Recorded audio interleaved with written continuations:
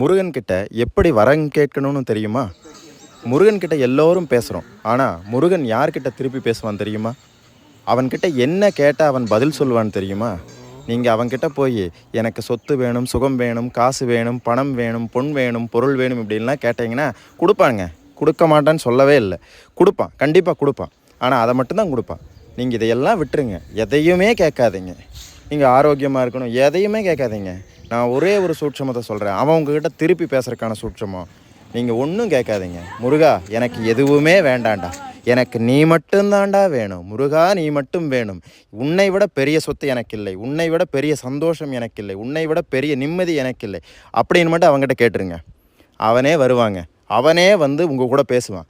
நீங்கள் என்ன குறைன்னு நீங்கள் அவங்ககிட்ட சொல்ல வேண்டியதே இல்லை. அவனே வந்து உங்கள் குறையெல்லாம் பார்த்து நிவர்த்தி பண்ணுவான். உங்கள் கூட பேசுவான், கண்டிப்பாக பேசுவான். சத்தியமாக சொல்கிறேன். கோயிலுக்கு போய் முருகனை கும்பிட்டேன்னா மனசுக்காவது நிம்மதியாக இருக்கும்ல.